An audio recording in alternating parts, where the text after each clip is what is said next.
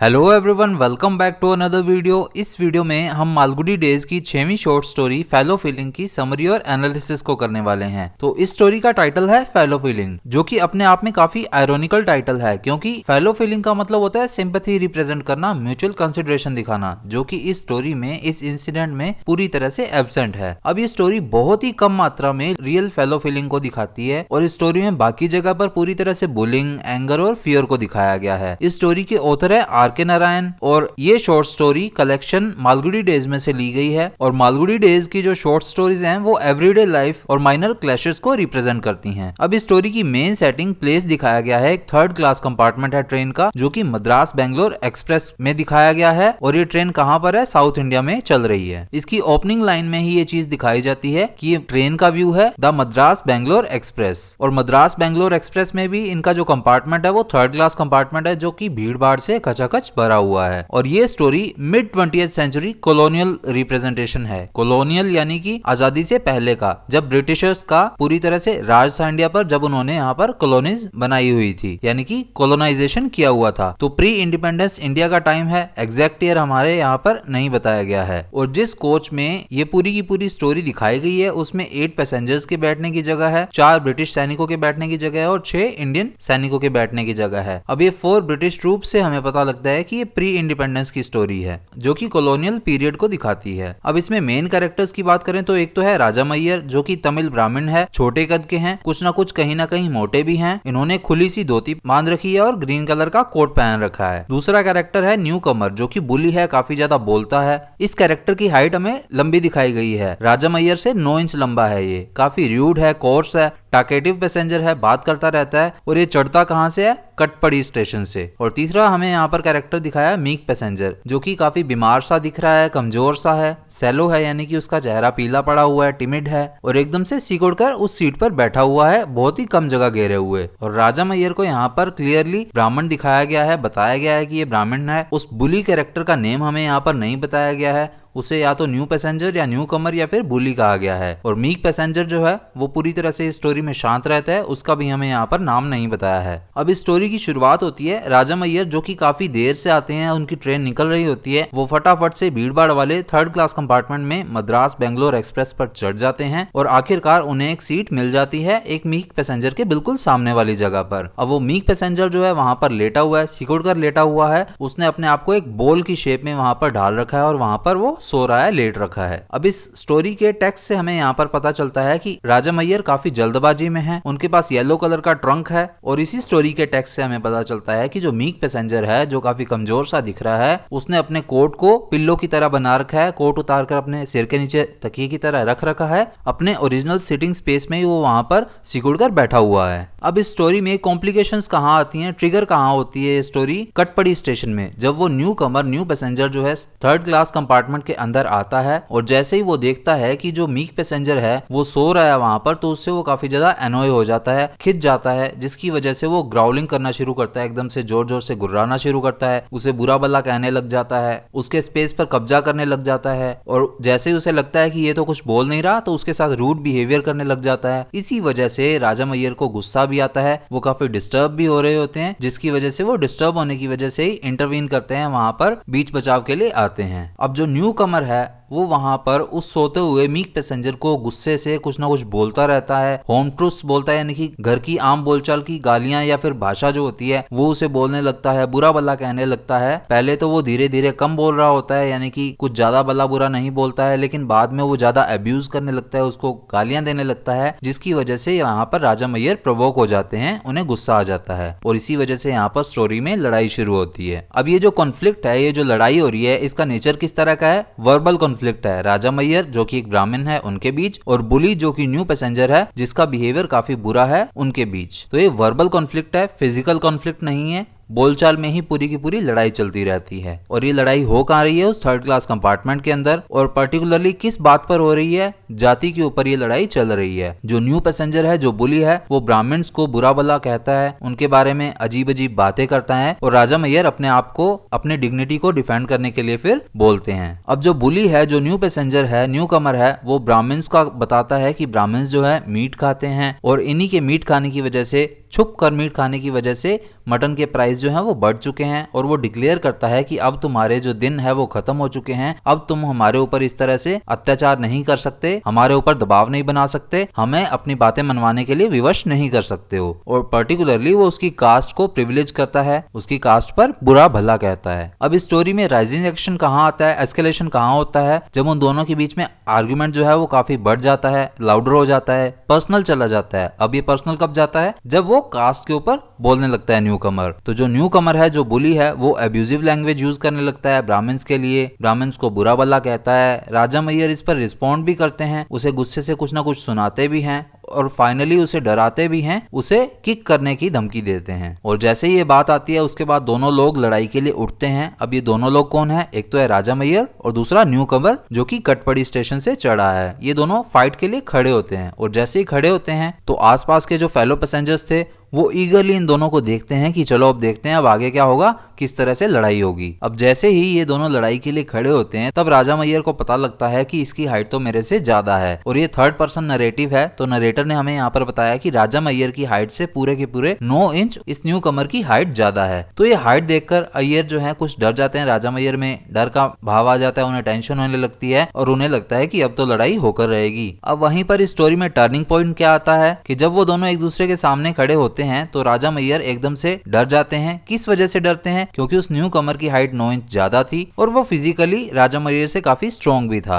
तो राजा मैयर को रियलाइज होता है कि फिजिकल फाइट अगर हुई तो वो मेरे हक में नहीं होगी, मैं तो इसमें हार जाऊंगा। अब इस स्टोरी में कंप्लीटली बताया है डायरेक्टली कि 9 इंच उस न्यू कमर की हाइट ज्यादा है, क्लीन 9 इंचेस ओवर हिम, और जिस वजह से राजा मैयर खुद को छोटा फील करते हैं, कुछ मोटा भी फील करते हैं क्योंकि हो सकता है वो कुछ बॉडी में फैट लिए हुए हों और उन्होंने धोती पहनी और ग्रीन कलर का कोट भी पहन रखा है। ये राजा मैयर की अटायर है पर्टिकुलर। अब राजा मैयर की स्ट्रेटेजी क्या होती है जब उनमें डर अनुभव होने लगता है, तो वो लड़ने की बजाय राजा मैयर एक साइकोलॉजिकल ट्रिक खेलते हैं। किस तरह से, वो खुद को बचाने लगते हैं। वो क्लेम करते हैं कि वो न्यू कमर पर जुजित्सु ट्रिक ट्राई करेंगे। अब ये जुजित्सु ट्रिक जो है ये पर्टिकुलरली जैपनीज मार्शल आर्ट की एक ट्रिक है और राजा मैयर ये क्लेम करते हैं कि ऐसा करने से, जुजित्सु की ट्रिक करने से, ये न्यू कमर का जो फेस है उसका जो पर्टिकुलर मुंह है वो नाक की बजाय कान के नीचे चला जाएगा, वो भी पर्टिकुलरली लेफ्ट ईयर के नीचे। अब राजा मैयर राइट हैंड से हिट करेंगे और उस न्यू कमर का फेस लेफ्ट ईयर के नीचे चला जाएगा, ऐसा राजा मैयर क्लेम कर रहे हैं। और राजा मैयर ये भी क्लेम करते हैं कि इंडिया में तो छोड़ो, यूरोपियन डॉक्टर्स भी इसका कोई इलाज नहीं कर सकते हैं। अब उस न्यू कमर को और ज्यादा डराने के लिए वो उस ट्रिक को डिटेल में बताते हैं। वो बताते हैं कि वो उस न्यू कमर के गाल पर राइट हैंड से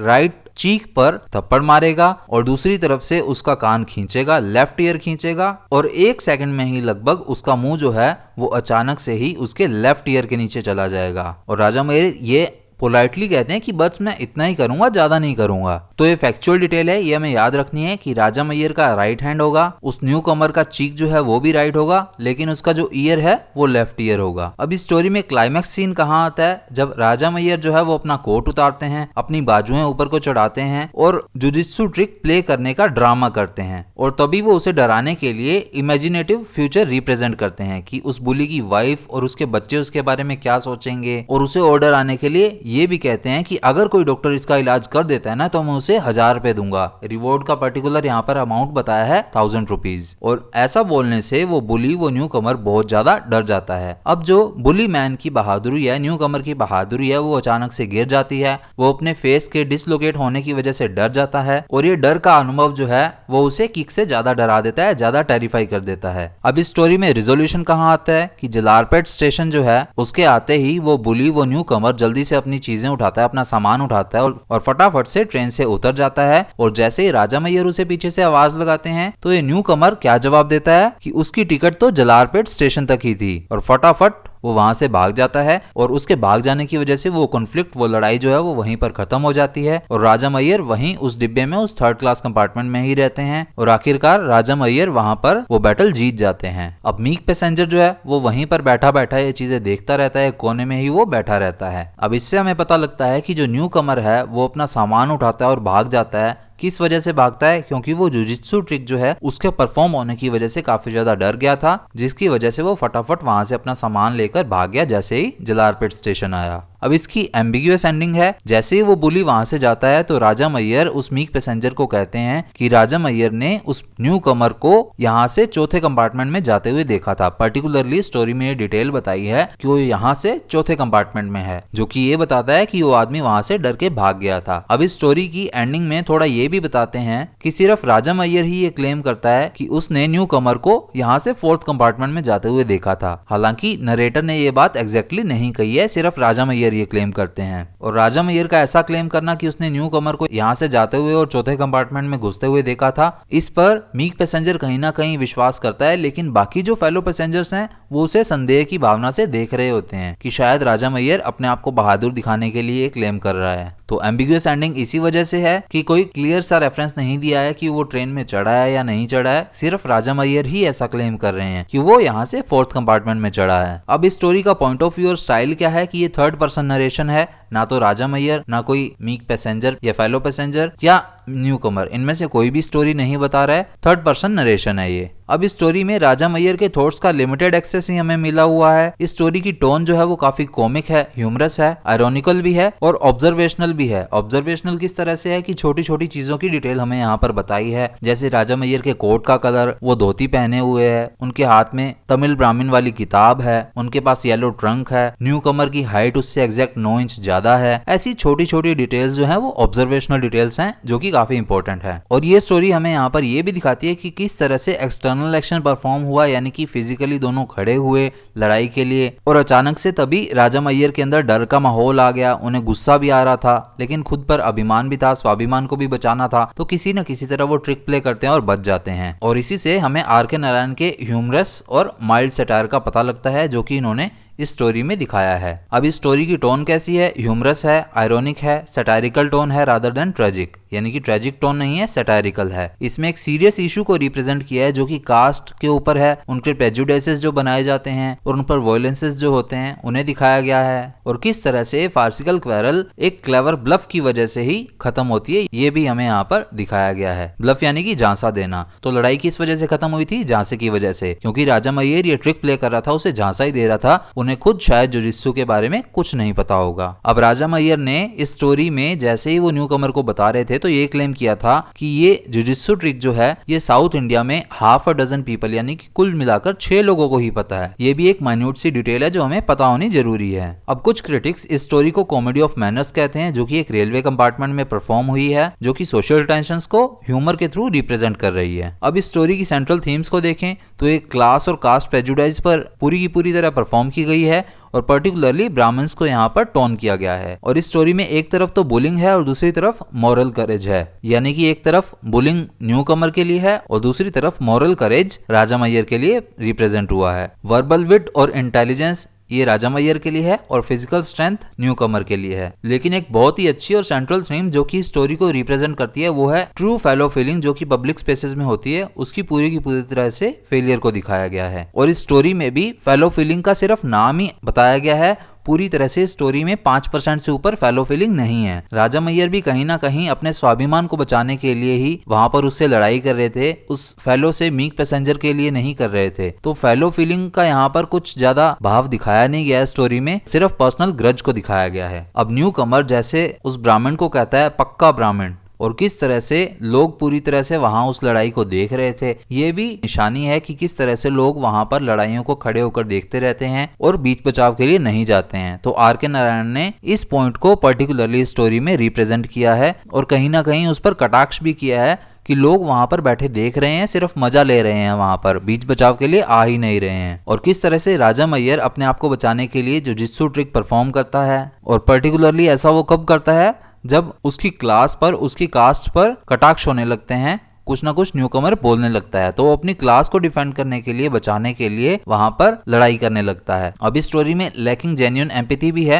ध्यान रखिए एम्पैथी है, एम्पैथी और सिंपैथी में काफी फर्क होता है। अब ये टाइटल फेलो फीलिंग अपने आप में आयरॉनिकल है, ये हम पढ़ चुके हैं। किस तरह से आयरॉनिकल है वो भी हम पढ़ चुके हैं कि फेलो ट्रेवलर्स जो हैं उसके लिए सिंपैथी होनी चाहिए थी इस स्टोरी के अकॉर्डिंग, क्योंकि एक आदमी जो न्यू कमर जो है वो बोली कर रहा है, मीक पैसेंजर को डरा रहा है, धमका रहा है, लेकिन तब राजा मैयर कुछ नहीं बोलते हैं। लेकिन जब वो डिस्टर्ब डिस्टर्ब होने लगते हैं तब वो बीच बचाव के लिए आते हैं। तो रियल म्यूचुअल कंसर्न जो है यहाँ पर पूरी तरह से एब्सेंट था। वो सिर्फ अपने आप की डिस्टर्बेंस की वजह से और उसके बाद उसकी जाति पर कटाक्ष हो रहे थे, उसको बचाने के लिए ही न्यू कमर से लड़ाई करता है। और इस पार्ट में भी यही बात लिखी गई है कि राजा मैयर अपने आप को, अपनी प्राइड, अपने एंगर, अपनी सेल्फ डिस्प्ले को दिखाने के लिए वहां पर लड़ाई करता है। मीक पैसेंजर को डिफेंड करने के लिए बहुत ही कम फेलो फीलिंग दिखाता है। अब राजा मैयर के कैरेक्टर की बात करें तो एक ब्राह्मण है, एजुकेटेड है क्योंकि वो बुक थी उनके पास, वो पढ़ रहे थे, स्वाभिमानी है, प्राउड है, बहुत ही जल्दी गुस्सा आ जाता है इन्हें, लेकिन इनकी सोच अच्छी है, इमेजिनेटिव है, वर्बली स्किलफुल है काफी ज्यादा। बीच बचाव कैसे किया इन्होंने? वर्बली ही किया, लैंग्वेज से ही किया, वहां पर फिजिकली वहां पर कोई भी लड़ाई नहीं करी। शुरुआत में तो इन्हें बहादुर दिखाया गया, उस मीक पैसेंजर को डिफेंड कर रहे थे, लेकिन बाद में जैसे ही उन्हें पता लगता है कि ये न्यू कमर जो है ये फिजिकली स्ट्रेंथ में भी ज्यादा है और हाइट भी इसकी बड़ी है, तो ये ब्लफ करते हैं, यानी कि ट्रिक चलते हैं, झांसे में उसे लाकर अपने आप को बचाते हैं और इसकी वजह से जो एक्चुअल वायलेंस है वो भी अवॉइड कर देते हैं। अब इसकी एजुकेशन का हमें पता लगता है, जो तमिल रिलीजियस टेक्स्ट वो पढ़ रहे थे, उसके अलावा एज अ ब्राह्मण अपनी डिग्निटी को वो डिफेंड कर रहे थे, उसकी चिंता कर रहे थे, क्लेवरनेस दिखाते हैं जुजित्सु परफॉर्म करने पर, और ऑर्थोडॉक्सी हैं काफी, ट्रेडिशंस को रिप्रेजेंट करते हैं, ट्रेडिशंस के ऊपर चलने वाले हैं, लेकिन कहीं ना कहीं आसपास की चीजों से बीच बचाव भी कर लेते हैं, रिसोर्सफुलनेस हैं, यानी कि उन्हें इसके बारे में पता हो या ना हो, लेकिन न्यू कमर को किसी न किसी तरह उन्होंने जुजित्सु ट्रिक से डरा ही दिया था, तो रिसोर्सफुलनेस है। न्यू कमर जो कि बुली है, उसके कैरेक्टर की बात करें तो काफी हाइट में बड़ा है, कोर्स है यानी कि रूड है, एग्रेसिव है, ब्राह्मण्स और हायर कास्ट पर कटाक्ष करता है, उसे मजा आता है जब वो वीक्स को डराता है, लेकिन एंड में इसके कैरेक्टर का क्या होता है कि आखिरकार जिस चीज के बारे में उसे पता तक नहीं है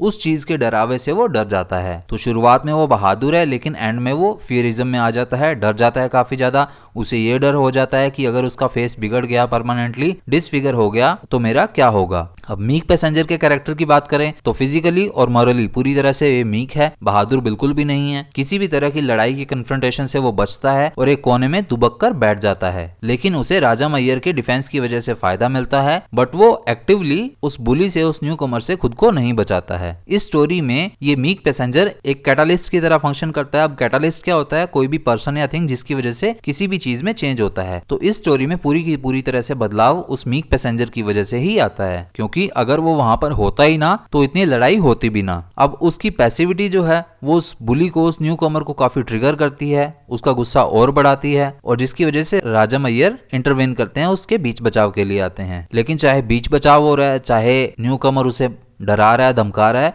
फिर भी वो बिल्कुल शांत बैठा रहता है, एकदम कोने में दुबक कर बैठा रहता है। अब जो थर्ड क्लास का कंपार्टमेंट है वो क्या सिंबलाइज करता है? वो सिंबलाइज करता है क्राउडेड और स्ट्रेटिफाइड इंडियन सोसाइटी को। यहाँ पर अलग अलग तरह की जाति के लोग रहते हैं जिनका टेम्परामेंट भी अलग अलग तरह का है। हालांकि वो चाहें या ना चाहें, लेकिन फिर भी किसी न किसी चीज की कमी के कारण उन्हें आसपास के लोगों के पास बैठना पड़ता है, और उसी फोर्सनेस की वजह से ही उनमें हार्मोनी की जगह फ्रिक्शन आता है, यानी कि उनमें आसपास के लोगों के लिए कोई सिंपैथी नहीं आती है, लेकिन वो उनसे दूर भागने की कोशिश करते हैं। अब इसमें ये जो कंपार्टमेंट है, ये जो कोच है, इसका इंस्क्रिप्शन है कि उनमें ब्रिटिश ट्रूप्स थे और इंडियन ट्रूप्स थे, तो उनकी सीट्स का डिवाइडेशन भी कहीं ना कहीं इस सोसाइटी में डिवाइडेशन को रिप्रेजेंट करता है। वहां पर पर्टिकुलर स्पेस डिफाइन किए हुए हैं, लोगों में किस तरह से अपनी जगह के लिए, लेजिटिमेट स्पेस के लिए स्ट्रगल हो रहा है उसको भी दिखाया गया है, और जो इनइक्वालिटी है कहीं ना कहीं तरह और कॉम्पिटिशन है लोगों के बीच में, चाहे वो कास्ट को लेकर है, चाहे ट्रूप्स में भी इनइक्वालिटी है, उसको भी यहाँ पर रिप्रेजेंट किया गया है। अब ये जो जुजित्सु ट्रिक है ये किस चीज का सिंबलाइज करती है? ये इमेजिनेशन की पावर को, लैंग्वेज की पावर को, और साइकोलॉजिकल फियर जो आ जाता है उससे किस तरह से बीच बचाव करते हैं उसको रिप्रेजेंट करती है। और आखिरकार उसी जुजित्सु ट्रिक की वजह से राजा मैयर जीत जाते हैं, चाहे वो फिजिकल माइट यानी कि फिजिकल स्ट्रेंथ की वजह से नहीं जीतते हैं। यहाँ पर माइट का मीनिंग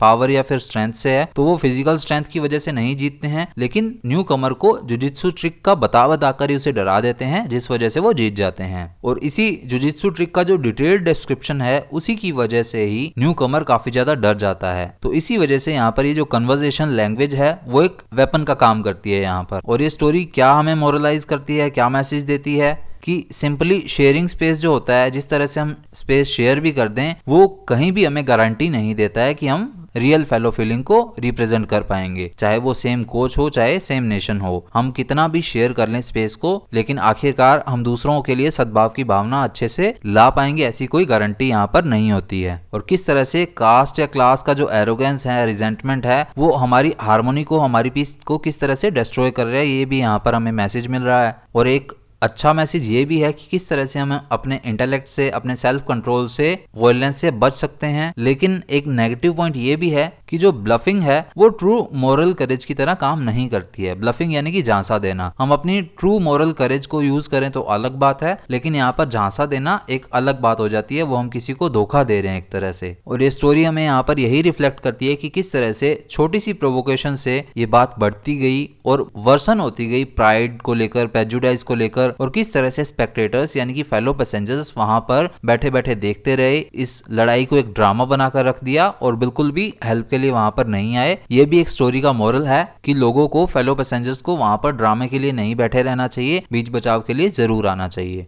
तो ये स्टोरी की समरी और एनालिसिस हमारा कंप्लीट हो चुका है। मिलेंगे नेक्स्ट वीडियो में इस स्टोरी की एक्सप्लेनेशन के साथ। जय हिंद।